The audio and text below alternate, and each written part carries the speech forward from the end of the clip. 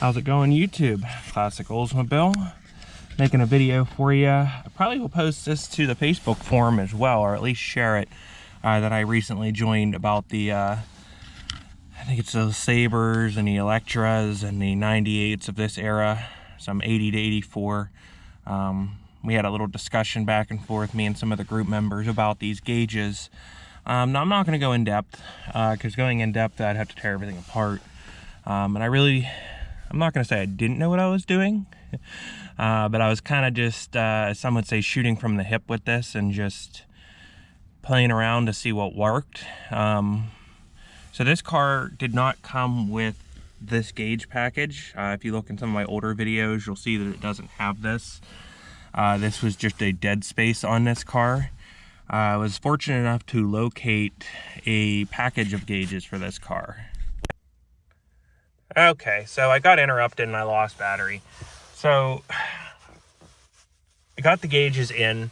With these gauges, what I did is I went in using factory wiring diagrams, and I found a 12-volt key on, and I found a 12-volt signal for the headlights turning on for the dash lights. So I tapped into the dash lights. That way it powers the bulbs in there so you can see them at night.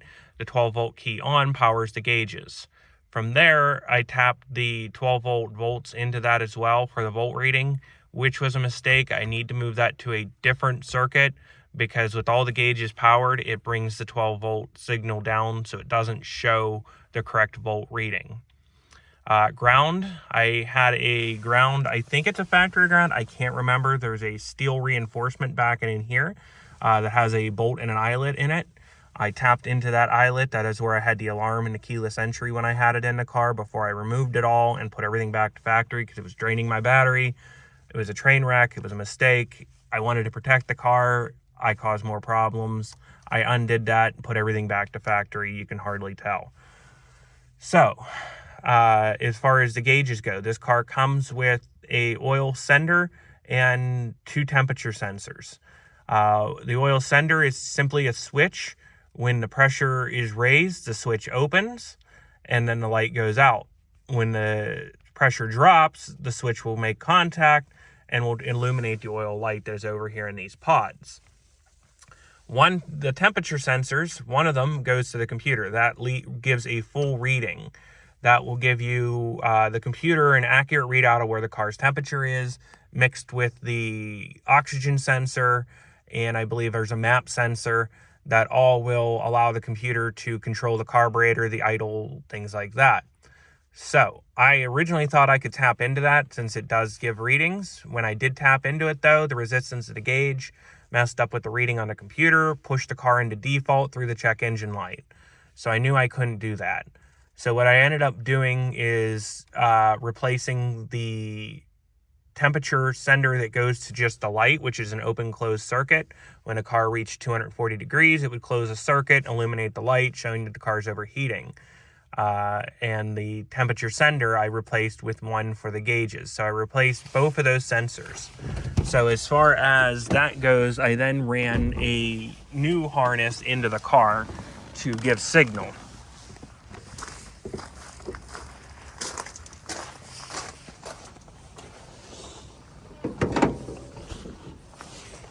Now, it's still not perfect because I want to make sure everything is solid and working.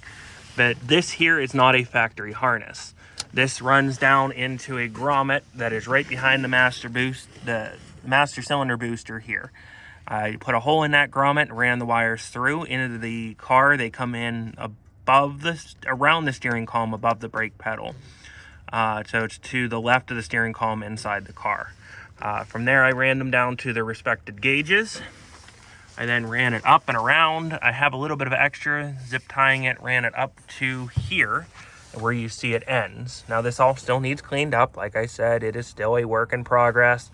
I want to make everything pretty, but for now we're just doing it this way. This is the factory oil pressure sender thing that I can't currently use. And this would have gone to the factory temp sender for the light. I found a relocation adapter that is for a small block Chevy. Now it does fit, it's the right threads, and I was able to put that sender on there because normally the sensor goes down straight down in and just screws right into the block there, or I guess the timing cover area there.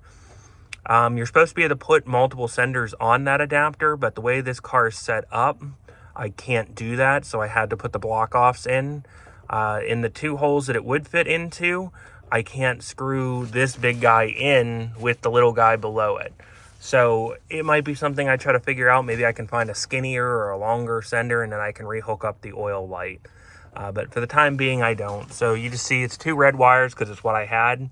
Tapped into 2 connectors here. Now these 2 connectors, that's the replacement temp sender there. These 2 connectors are, I bought both of these new because I was having problems with the one that was originally tapped to the green wire that went to the original sensor that was there. It wasn't making good contact and was causing reading issues. These are both just 1 wire temperature sender pigtails that you can buy for these cars. I bought 2 of them, 1 for the oil and 1 for the temp, so it's nice and new. I know they're good. Tap them right into the red wires that run into the car. That this sends the signal into the car to tell the gauges what to do. Like I said, it's a little crude right now. I am going to clean it up, make it look nicer, but for now it works. We're in winter time here in Pennsylvania, so I'm probably not going to go too far into this at this point. But car's running good. I put probably about 100 miles on it today. Made a nice little drive around. I don't know if it was 100. That might be generous, but I'll look. But I gave it a good little drive. Took it out to Keystone. Kind of blew the cobwebs out of it, you may say, because it's been sitting.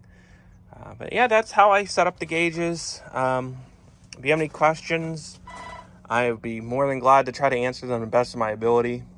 I'm not a wiring expert. I'm not an electrician. I am not a certified mechanic.